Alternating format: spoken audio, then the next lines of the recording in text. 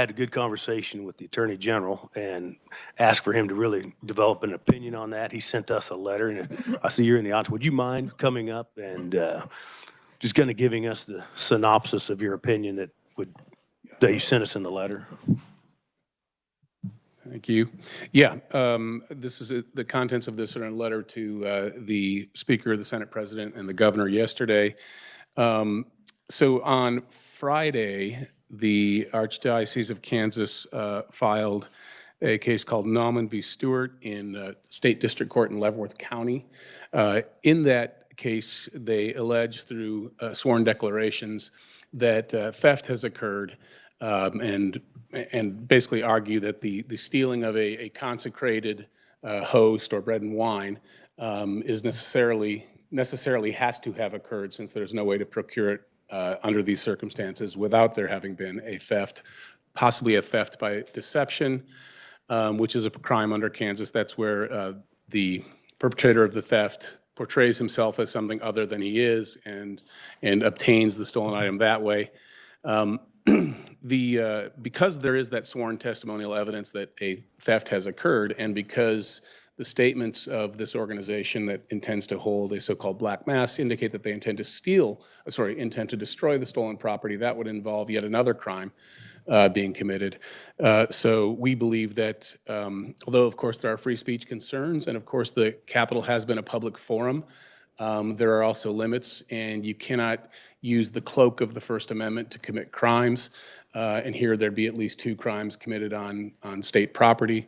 And so we believe that in this circumstance, it would be well within the First Amendment, and it would also be appropriate in the state's interest of preventing crimes for the state not to facilitate this crime occurring either inside the Capitol or on the Capitol grounds. Any members have any questions for the General? Thank you, General. We also have the situation that we've sent some writings over to the KBI, to director of the KBI, Mativi, to review, because we've also had an instance with this particular group or individual threatening members of the legislature. So with those 2 things in mind that are obviously not dealing with free speech, but dealing with actions, I had Gordon write up some amendments to our building and grounds policy, and I'm going to kick it over to Gordon to go over the proposed amendments.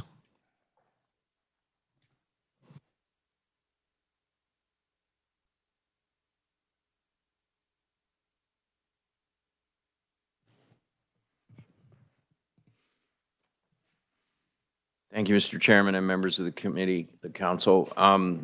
Being distributed is LCC Policy 43, which is a use of the building policy, and there's on the back page there's proposed amendment that relates to as what was described, and I'll go into more detail, but Policy 43 is a policy that currently relates to the use of committee rooms and other areas that relate to offices and things like this.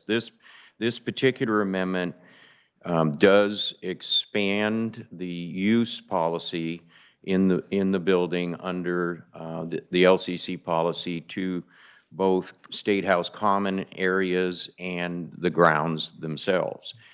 And the use and responsibility for the State House, especially in common areas and the grounds, is shared with both the LCC and the governor.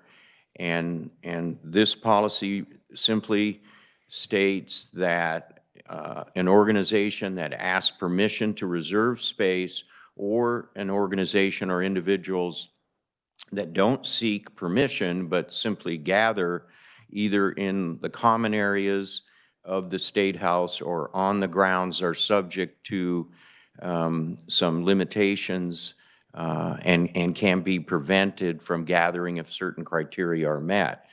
The first one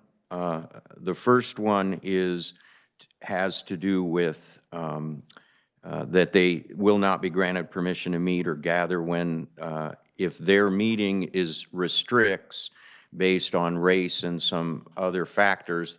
The reason that's in there is that is currently LCC policy with regard to rooms, the usage of rooms, so it's just simply extended to the common areas.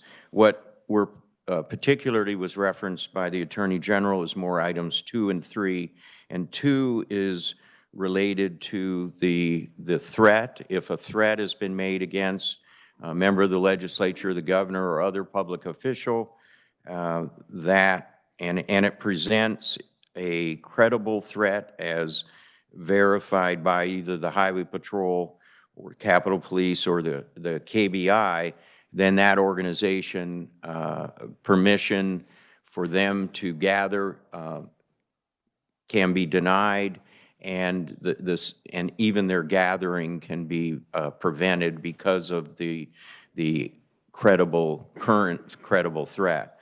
The number 3 relates to if the organization has stated explicitly that the meeting or gathering will involve a violation of law, and that is one of the scenarios that the Attorney General mentioned.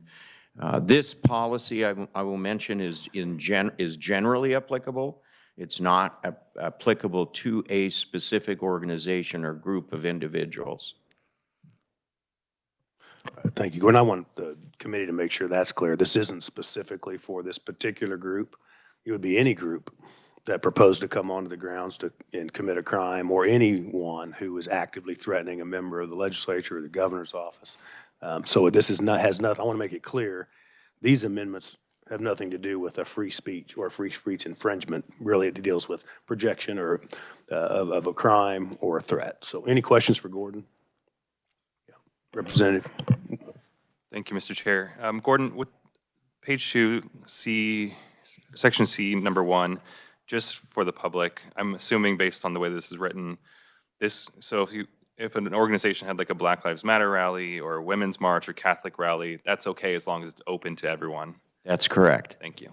And as I said, this language is currently part of the LCC policy earlier, and it's just continued on. Senator Sykes. Thank you, Gordon.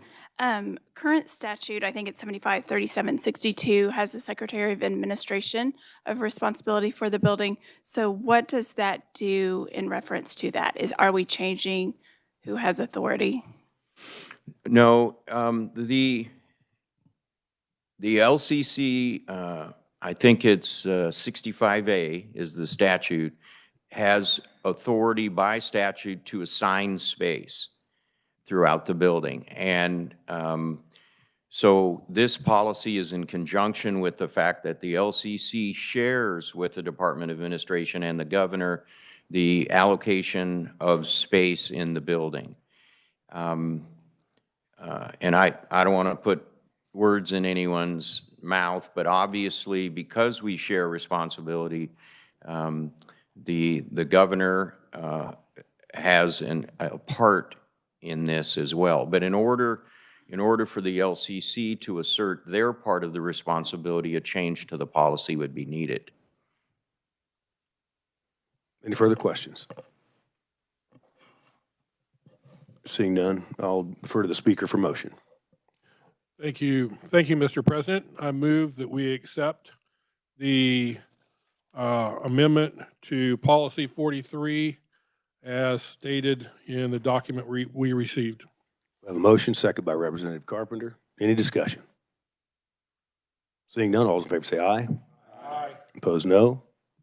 Motion carries. And we would call upon the governor to, we do believe the Grotto's advertisement of the black mask qualifies as a crime. The threats have been sent over to KBI for review, so I would say we call upon her to empower the Highway Patrol to not allow the mask to happen next week. With that, we're adjourned.